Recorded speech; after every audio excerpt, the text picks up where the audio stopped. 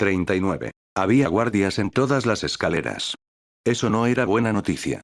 Kilar se había abierto paso con disimulo entre la fiesta, intentando parecer tan corriente que nadie se molestara en mirarlo dos veces, pero no era fácil.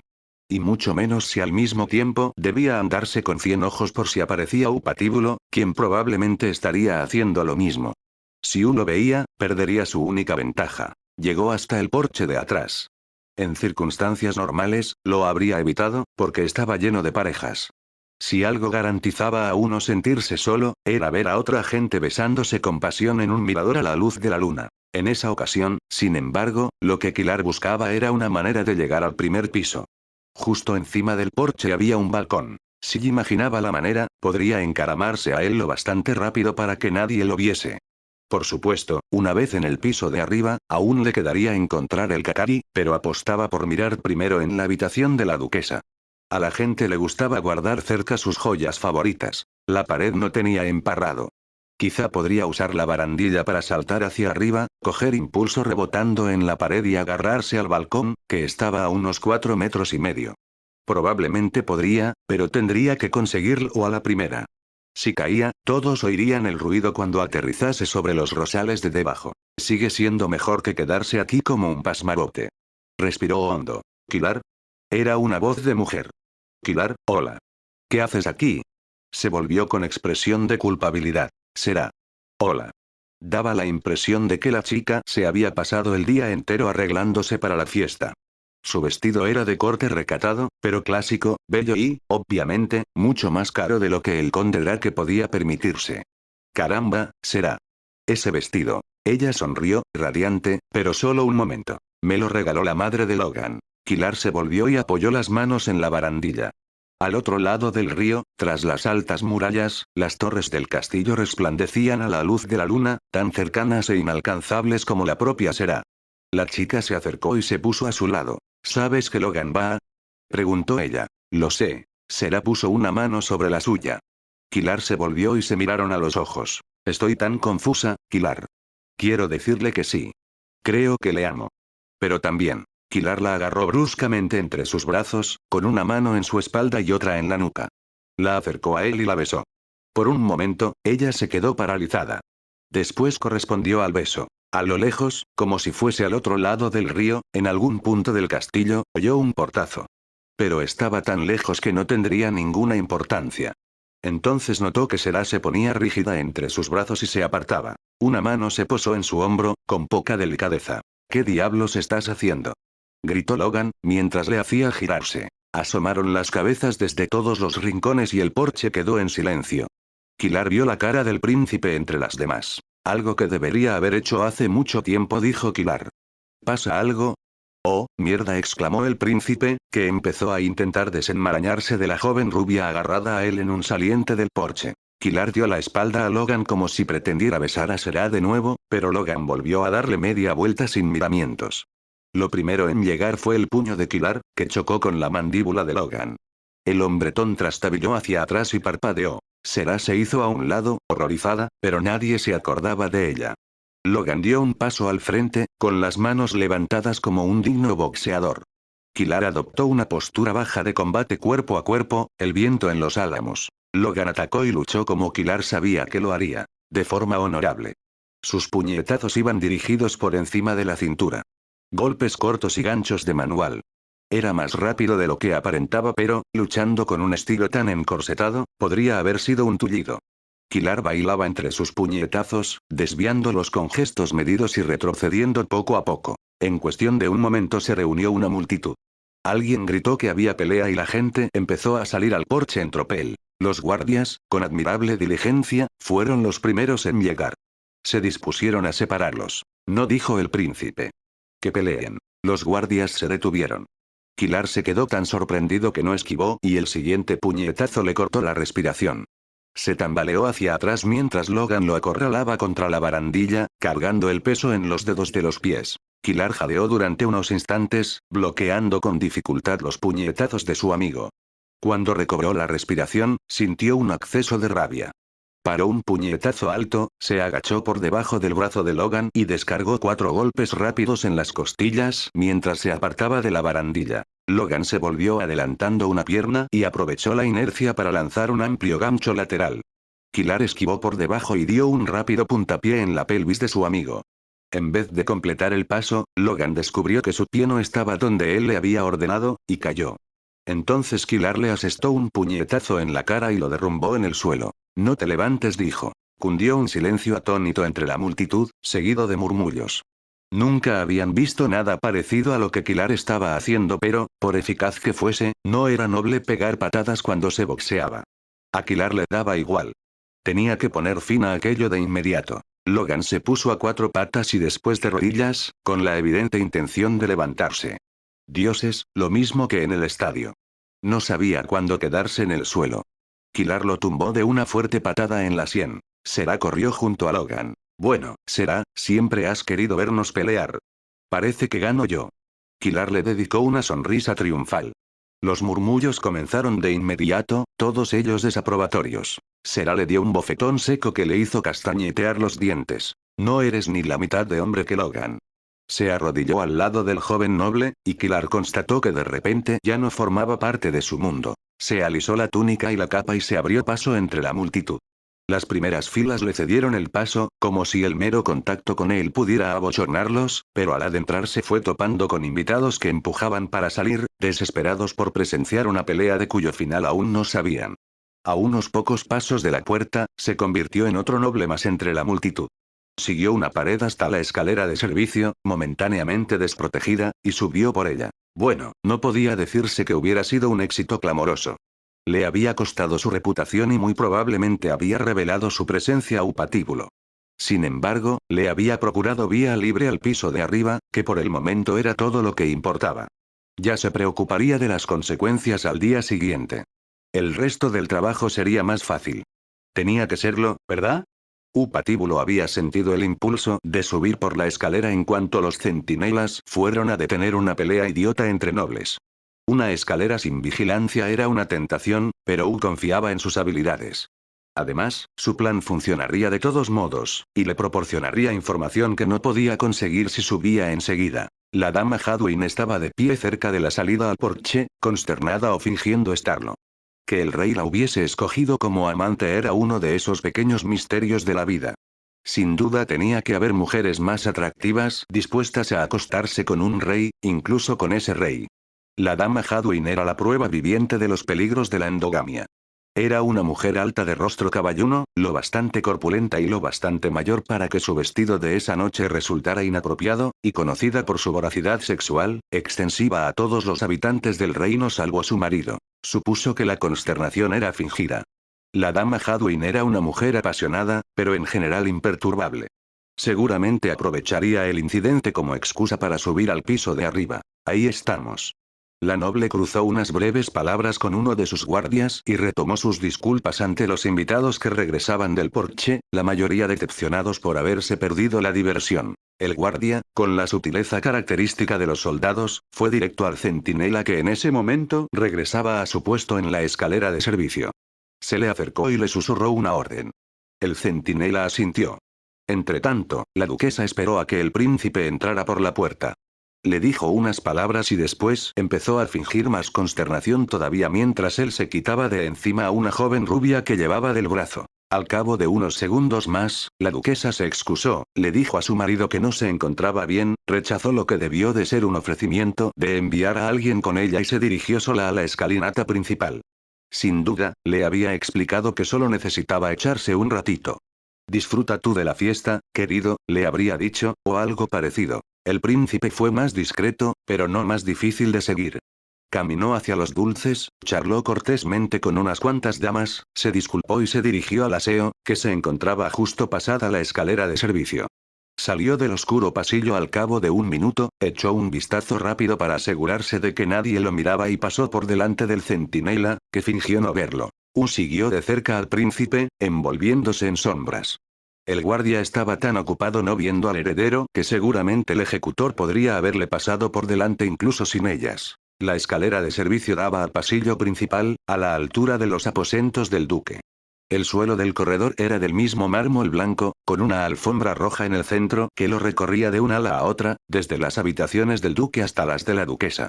Las luces habían sido atenuadas para indicar a los invitados que esa vez la primera planta no estaba abierta a los huéspedes. Kilar no sabía de cuánto tiempo disponía para conseguir el orbe de los filos, pero estaba seguro de que cuanto antes lo encontrara, mejor.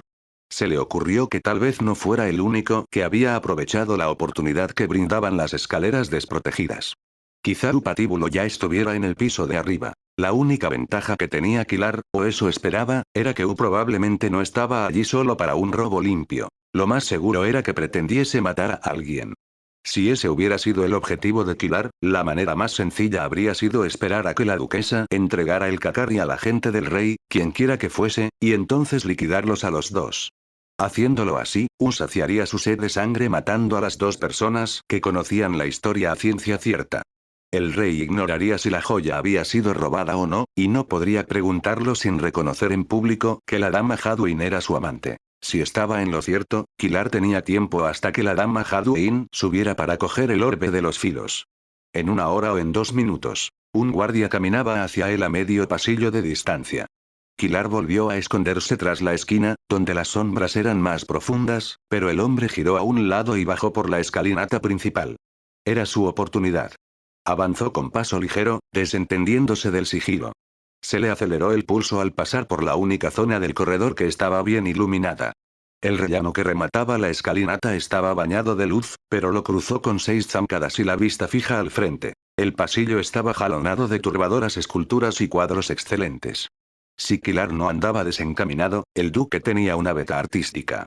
Los brillantes y variopintos cuadros habían sido seleccionados a todas luces por alguien con buen ojo y una bolsa bien cargada. Aunque no menos llamativas, las estatuas eran producto inconfundible de un mismo gusto. Unas figuras atormentadas parecían querer desgajarse de la roca. Una mujer tropezaba y miraba por encima del hombro con las facciones transidas de terror. Un hombre contemplaba enfurecido la nube de mármol negro que le envolvía las manos. Una mujer desnuda se recostaba eróticamente, con expresión de éxtasis, en la nube que la devoraba. Aún con las prisas, una escultura paró en seco a Kilar. Era hermosa. Devastadora. Mezclaba la sensualidad con algo perturbador que no podía identificar. Y era, más allá de toda duda, Helene. Esto es lo que hay. Kilar se sentía como si algo le desgarrara las paredes del estómago. Se sentía vacío, en carne viva. Pues claro que se acuesta con él. Es un duque y ella, una sirvienta. Cuesta decir que no. Eso si ella quisiera negarse, que a lo mejor no. Es muy habitual. Examinó la estatua con atención, con un vistazo de pasada a los miembros esbeltos, la cintura estrecha y los pechos altos, y descubrió lo que buscaba. Aunque el duque le había proporcionado una nariz perfecta, solo con un ligerísimo arañazo, sí había insinuado las cicatrices de su rostro. De modo que el hombre no las veía solo como imperfecciones. Le interesaban los misterios que ocultaban. No es momento para apreciar obras de arte, maldito seas. Con un nudo en la garganta, Kilar siguió trotando pasillo abajo casi de puntillas. Echó mano de la bolsa que llevaba a la espalda y, cuando llegó a la puerta, ya tenía listas sus ganzúas. De la habitación no salía luz ni sonido alguno, de modo que forzó la cerradura con rapidez. Al tener solo 3 pernos, la abrió en 3 segundos. Entró y cerró la puerta a sus espaldas. Si llegaba a la puerta, dispondría de 3 segundos de ventaja. Kilar sacó la daga testicular que se había sujetado con correas a la rabadilla. La hoja medía 30 centímetros y Kilar habría preferido algo 10 veces mayor si debía enfrentarse a pero era lo mejor que había podido entrar a escondidas. Registró la habitación con rapidez. La mayoría de las personas, conscientes de las muchas dificultades que complicaban ya la vida de un ladrón, tenían la amabilidad de usar siempre los mismos 4 escondrijos. Kilar comprobó debajo del colchón, miró detrás de los cuadros y hasta buscó trampillas en el suelo bajo la cómoda y varias de las sillas. Nada. Abrió los cajones del escritorio en busca de dobles fondos. Nada. La gente que guardaba objetos de mucho valor quería poder echarles un vistazo sin demasiadas molestias, así que ni siquiera se metió en el descomunal ropero. A menos que a la duquesa de Hadwin no le importase dejar su posesión más preciada en manos de las criadas, el orbe estaría en algún lugar de fácil acceso. Por desgracia, la duquesa parecía ser toda una coleccionista. Había baratijas por todas partes. Además, probablemente con motivo de la vuelta a casa del duque, todas las superficies planas estaban cargadas de flores que obstaculizaban su visión. De modo que el duque había comprado flores para su mujer. Y, a juzgar por el olor almizclado del aire y las sábanas revueltas, se diría que había recibido una calurosa bienvenida. Entonces uno de los jarrones llamó la atención de Kilar. Estaba hecho de jade labrado, pero lo más importante era que tenía la base cuadrada. Lo levantó del escritorio. Rosas, florecillas silvestres, azucenas y bocas de sierpe asomaban en todas las direcciones. Sin hacer caso de las flores, llevó el jarrón a la repisa de la chimenea y apartó un joyero de madera noble. Había una depresión en la piedra de la repisa. Una depresión cuadrada. Kilar sintió un brote de esperanza. El profeta tenía razón. La base encajaba con la marca y Kilar hizo girar el jarrón. Se oyó un chasquido apagado. Quitó todas las baratijas de la repisa y las dejó en el suelo. La repisa entera se abrió a un lado sobre bisagras ocultas. Tras apartar los documentos y el lingote de oro que había en el hueco, Kilar agarró el joyero. Era grande, lo bastante para contener el orbe de los filos. Lo abrió. Vacío. Con un rechinar de dientes, dejó el estuche en su sitio y cerró la repisa de la chimenea. Ahí tenía su lección de profecía. Un jarrón cuadrado te dará esperanzas, había dicho Dorian. No había aclarado que resultarían ser falsas. Maldita sea. Se tomó el tiempo suficiente para colocar una aguja con veneno paralizante en una pequeña trampa, por si Wu entraba allí en lugar de seguir a la duquesa. Mientras recolocaba las baratijas y devolvía el jarrón al escritorio, intentó pensar. ¿Dónde estaría el Kakari? Todo lo que podía salir mal esa noche había salido mal. El único rayo de luz era que no se había cruzado con el N. El N.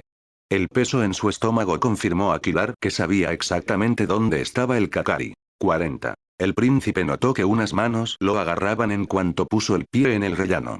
Un instante después, la duquesa de Hadwin apretaba unos labios cálidos contra su boca. Se pegó a él y lo hizo retroceder hasta que toparon con la puerta de los aposentos del duque. Intentó apartarla, pero la duquesa estiró el brazo a su espalda y giró el picaporte. El príncipe estuvo a punto de caer de espaldas cuando se abrió la puerta. Su anfitriona cerró después de entrar y echó el pestillo. Mi señora, dijo el príncipe, parad. Por favor. Sí, pararé, replicó la duquesa. Cuando me plazca. O debería decir mejor cuando me plazcáis. Ya os lo dije, hemos terminado. Si mi padre se entera, va, que le den a vuestro padre. Es tan torpe fuera de la cama como dentro de ella. Nunca se enterará. Vuestro marido está abajo mismo. Bueno, da igual, Trudana. Ya sabéis para qué he venido. Si vuestro padre quiere su orbe, que venga él a buscarlo, espetó la duquesa, poniéndole la mano en la bragueta. Ya sabéis que no podía venir a veros aquí, insistió el príncipe. Sería una bofetada a mi madre. Me lo dio a mí. Fue un regalo. Es mágico. Mi padre creía que no era más que una piedra, pero Calidor se lo ha exigido. ¿Por qué iban a hacer eso si no fuera? ¡No! Le apartó la mano de una palmada cuando la duquesa empezaba a desatarle los lazos. Sé que os gusta, dijo ella. Así que me gusta, pero hemos terminado. Fue un error, y no se repetirá. Además, Logan me espera abajo. Le he dicho lo que venía a hacer. La mentira le salió con facilidad. Cualquier cosa con tal de librarse de esa mujer. Lo peor era lo bien que se lo había pasado con ella. Tal vez no fuera una belleza, pero tenía más habilidades que casi cualquier otra con la que se hubiera acostado. Aún así, despertar y que ella fuera lo primero que veía por la mañana era algo en lo que preferiría no pensar. Logan es vuestro amigo. Lo entenderá. Es un gran amigo, dijo el príncipe, pero ve las cosas en blanco y negro. No sabéis hasta qué punto le ha incomodado que lo dejara allí abajo mientras subía a ver a la amante de mi padre. Necesito la gema. Ya. A veces daba gracias a los dioses de que Logan fuese un mojigato reconocido. Bien, cedió ella con tono malhumorado. ¿Dónde está? Vuestro marido podría venir en cualquier momento. Mi marido ha llegado a casa hoy mismo. ¿Y qué? Y que, con todos sus defectos, el cerdo es fiel, así que prácticamente arde de pasión siempre que regresa de una misión diplomática. Se está recuperando en el piso de abajo. El pobre, creo que lo he agotado. Se rió, y fue un sonido cruel y desagradable. Todo el rato me imaginaba que erais vos, con lo que ella debía de tomar por una mirada seductora. Encogió los hombros hasta dejar caer la parte superior del vestido. Se frotó contra el cuerpo del príncipe y volvió a afanarse con los lazos de sus calzas. Trudana, por favor. Dejaos eso puesto. ¿Dónde está? Ni siquiera miró su cuerpo, y notó que eso la enfurecía. Como os decía, explicó la duquesa por fin, sabía que vendríais esta noche, de modo que le di el orbe a mi doncella. Está 2 puertas más allá. ¿Contento? Se subió el vestido y caminó hacia el tocador. Se miró en el espejo. El príncipe se volvió sin decir nada. Había creído que el asunto resultaría fácil, que iba a conseguir que su padre le debiera un favor enorme sin hacer prácticamente nada. En ese momento comprendió que Trudana de Hadwin sería una enemiga de por vida. Nunca más se prometió. No volveré a acostarme con una mujer casada. Ni siquiera prestó atención al sonido de un cajón que se abría. No quería mirar a Trudana ni pensaba quedarse lo necesario para atarse las calzas. Hasta un segundo de más se le antojaba demasiado. Tenía la mano sobre el pasador cuando oyó los pasos rápidos de la duquesa. Entonces algo caliente, como un aguijón de avispa, se le clavó en la espalda. El cuerpo de Trudana se aplastó contra el de él, y notó que el aguijón se hundía más. Se dio de cabeza contra la puerta, y volvió a sentir el pinchazo. No podía ser un aguijón. Era demasiado profundo. Boqueó mientras un rugido le invadía los oídos. Le pasaba algo en uno de los pulmones. No respiraba bien. Aquello se le clavó aún más y los rugidos amainaron. El mundo cobró una asombrosa nitidez. Lo estaban matando a puñaladas. Una mujer. En realidad resultaba embarazoso.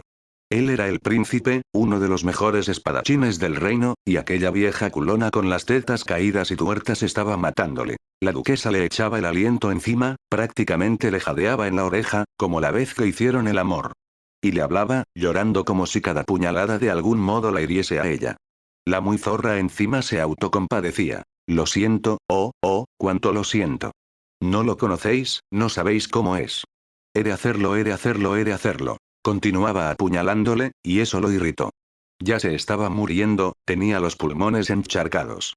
Intentó despejárselos tosiendo, y solo consiguió rociar la puerta de sangre. Sus pulmones eran picadillo y la hemorragia los volvió a llenar enseguida. Se hundió, cayó de rodillas ante la puerta y la duquesa por fin paró.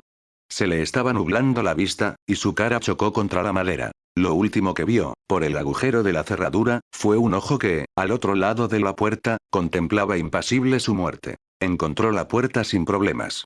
Estaba cerrada con llave, pero la forzó en cuestión de segundos. Que esté dormida, por favor. Lo primero que vio Kilar al abrir la puerta de la minúscula habitación fue un descomunal cuchillo de carnicero. Lo sostenía Helene, que estaba muy despierta. A oscuras, la chica obviamente no lo reconoció. Parecía indecisa entre chillar o cortarle algo. Clavó la vista en la daga que llevaba en la mano y decidió hacer las dos cosas. Kilar le dio un golpe seco en la mano con la parte plana de su daga para que soltara el cuchillo. Esquivó un puño y al instante estaba detrás de Helene, tapándole la boca con una mano. Soy yo. Soy yo. Dijo mientras se veía obligado a retorcerse para esquivar una lluvia de codazos. No podía mantener una mano sobre su boca, inmovilizarle los dos brazos y detener las patadas que le daba. Quieta o tu señora morirá. Cuando pareció que recobraba la cordura, Kilar la soltó. Lo sabía. Exclamó ella, furiosa pero sin alzar la voz. Sabía que no podía fiarme de ti. Sabía que ibas a ser tú. Lo que quería decir es que tu señora morirá porque el escándalo que estás montando atraerá aquí al ejecutor. Silencio, y luego. Ah, sí.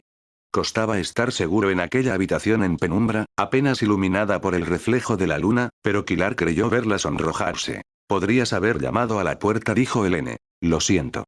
La costumbre. De repente incómoda, Helene recogió el cuchillo y lo escondió bajo la almohada de la cama.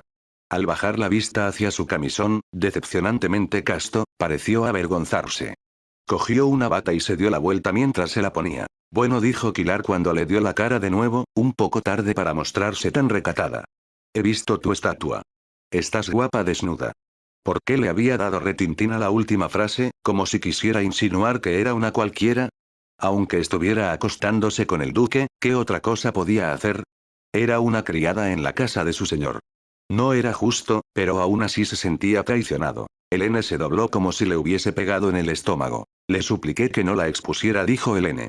Pero estaba muy orgullosa de ella. Me dijo que yo también debería estarlo. ¿Orgullosa? ¿Quién? La duquesa, respondió Helene. ¿La duquesa? Repitió Kilar como un tonto. No el duque. ¿No el duque? Sintió un alivio enorme y a la vez mayor confusión que nunca. ¿Por qué iba a sentirse aliviado? ¿Te has creído que posaría desnuda para el duque? Preguntó Helene. ¿Qué te crees que soy, su amante?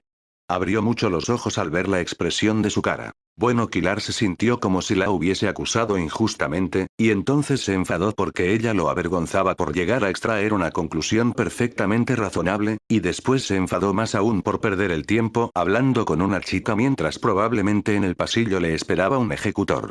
Esto es una locura. A veces pasa, dijo a la defensiva. ¿Por qué estoy haciendo esto? Por el mismo motivo por el que la he observado desde lejos. Porque me hace perder la cabeza. A mí no, replicó Helene. Claro, ahora me dirás que eres la frase pretendía ser hiriente, pero la dejó a medias. ¿Por qué intentaba herirla? ¿Virgen? Sí, respondió Helene, sin avergonzarse. ¿Y tú? Kilar apretó la mandíbula. Yo, mira, anda por aquí un asesino. Helene pareció a punto de insistir en su pregunta, pero entonces se le ensombreció el semblante. Dos, dijo con voz queda. ¿Qué?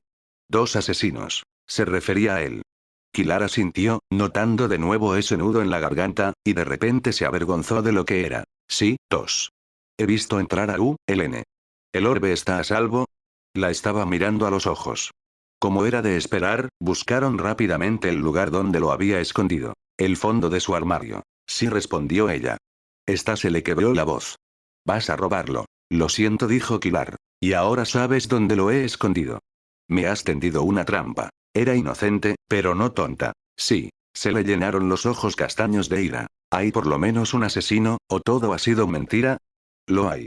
Te doy mi palabra, aseveró Kilar, apartando la vista. Que vale lo que vale. Eso ha dolido. Lo siento, Helene, tengo que hacerlo. ¿Por qué? Es difícil de explicar, dijo Kilar. Me he pasado el día entero avergonzándome de todo lo que te he escrito estos años. Me he pasado el día entero lamentando todo lo que te he costado. Ni siquiera les he dicho a los guardias que ibas a venir porque he pensado estás hecho una buena pieza, Kilar dijo. Supongo que es cierto que Azog murió. Así no. Así no. De verdad que tengo que llevármelo, dijo Kilar. No puedo permitírtelo, replicó ella. Helene, si te quedas aquí, pensarán que me has ayudado. Si uno te mata, tal vez lo hagan los Hadwin. Te arrojarán a las fauces. Helene, ven conmigo. No me perdonaría nunca que te hicieran eso. Te las apañarás. Ponte un nombre nuevo. Tapa con dinero lo que sea que te haga sentir culpable. Te matarán. No traicionaré a quienes me han acogido. Kilar se estaba quedando sin tiempo. Tenía que salir de allí. Suspiró. Al parecer esa noche todo tenía que hacerse del modo más difícil. Entonces te pido perdón por esto, dijo, pero es para salvarte. ¿El qué? Preguntó Helene. Kilar le dio un puñetazo, y luego otro. El primero en la boca, lo bastante fuerte para hacerla sangrar, y el siguiente en sus preciosos y penetrantes ojos, lo bastante fuerte para amoratarlos y que quedasen cerrados por la hinchazón, ciegos a lo que hacía él. Helene trastabilló hacia atrás. Kilar la hizo girar sobre sus talones y la inmovilizó en una llave. La chica se revolvió en vano, creyendo sin duda que iba a matarla. Sin embargo, solo quería que estuviera quieta mientras le clavaba una aguja en el cuello. Cayó inconsciente en cuestión de segundos. Nunca me lo perdonará. Ni yo tampoco. La tumbó en el suelo y sacó un cuchillo. Se hizo un corte en la mano y vertió algo de sangre en la cara de Helene, como si la hubieran pegado. El contraste entre su belleza y la asquerosa brutalidad de lo que estaba haciendo le despertó unos escrúpulos impropios de él, pero era necesario. Helene debía parecer una víctima. Verla allí, inconsciente, era como probar en sus carnes una cucharadita del oficio amargo. La amargura del oficio era la verdad del oficio. Incluso allí, sin haber matado, sin tener que bañarse en el persistente hedor de la muerte, Kilar había cerrado los únicos ojos que veían la verdad en él, había ennegrecido los ojos de luz que iluminaban su oscuridad, había ensangrentado y cegado los ojos que lo atravesaban. ¿Quién dice que no hay poetas en el oficio amargo? Destrozado, dispuso las extremidades de Helene en una posición creíble. El cacari de plata estaba guardado en una zapatilla al fondo del armario. Kilar lo sostuvo en alto para examinarlo a la luz de la luna. Era una esfera lisa y metálica, sin el menor rasgo distintivo. En realidad, decepcionaba un poco. Tenía una pátina metálica y aún así era translúcido, lo que suponía una novedad. Kilar nunca había visto nada parecido, pero había tenido la esperanza de que el cacari hiciera algo espectacular. Guardó la esfera en una bolsa y se acercó a la puerta. Hasta el momento, todo bien.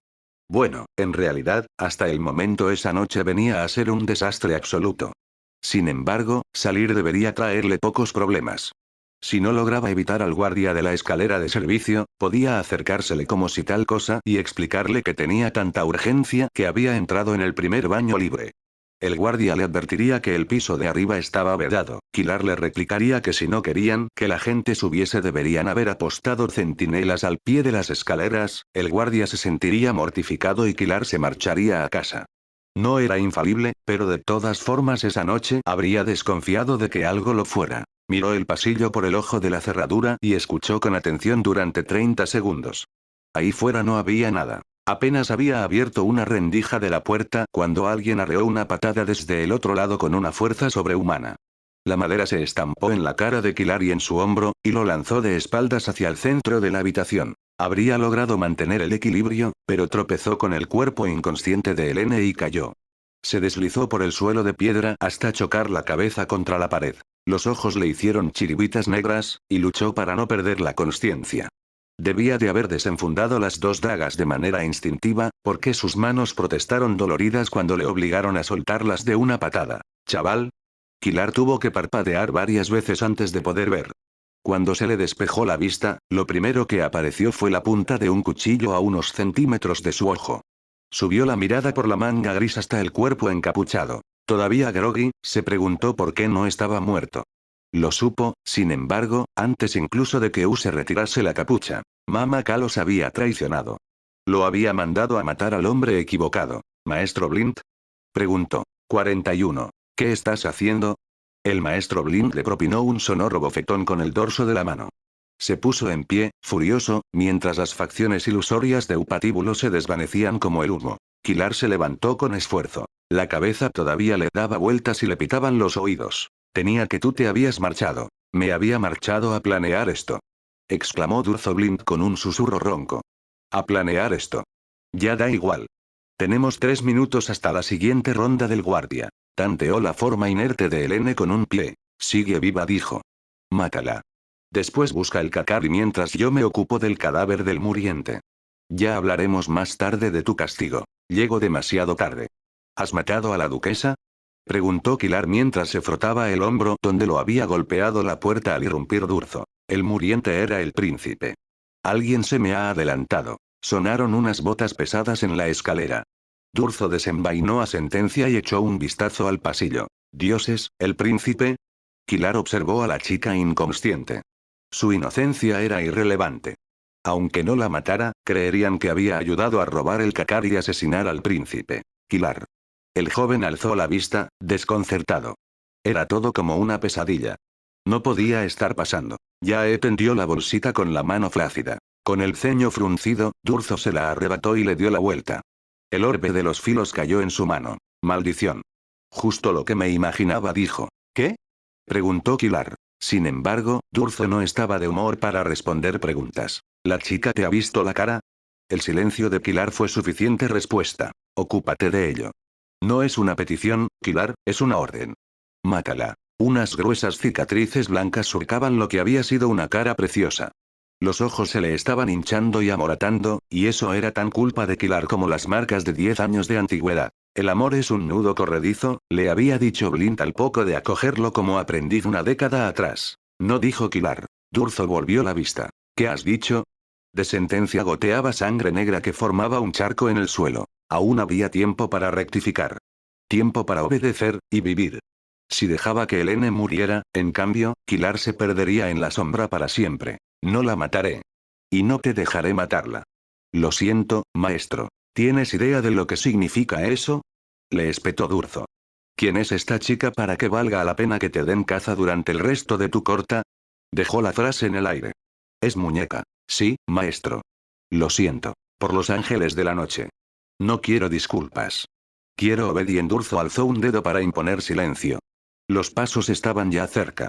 Abrió la puerta y salió al pasillo como un borrón de movimiento, a una velocidad inhumana. La tenue luz arrancaba destellos plateados de Sentencia. El guardia cayó de 2 golpes. Era Retaco, el centinela entrado en años que había cacheado a Kilar con tantos remilgos esa mañana, cuando había venido a reconocer el terreno. El fanal del pasillo que Durzo tenía detrás envolvía en sombras al hijo favorito de la oscuridad, proyectaba su forma sobre Kilar y volvía invisible su cara. De la punta de Sentencia goteaba sangre negra. Plic, plic. Durzo habló con la voz tensa como acero doblado. Kilar, es tu última oportunidad. Sí, dijo Kilar al tiempo que su daga testicular siseaba contra su funda y él se volvía para enfrentarse al hombre que lo había criado, que había sido más que un padre para él. Lo es. Se oyó rodar algo metálico sobre el mármol. El sonido se acercaba a Kilar. Extendió un brazo y sintió que el Kakari se le pegaba a la palma abierta. Giró la mano y vio que el Kakari brillaba de un color azul incandescente. Lo tenía enganchado a la palma. Ante sus ojos empezaron a formarse runas en la superficie de la esfera. Se desplazaron y cambiaron, como si intentaran hablarle. Una luz azulada le bañó la cara y pudo ver a través del Kakari. Estaba absorbiendo sangre del corte que tenía en la palma. Alzó la vista y vio el rostro desesperado del maestro Blint. ¡No! No, es mío. Gritó Blint. En un instante, el Kakari se deshizo en un charquito como si fuera aceite negro. La luz azulada explotó como una supernova. Entonces llegó el dolor.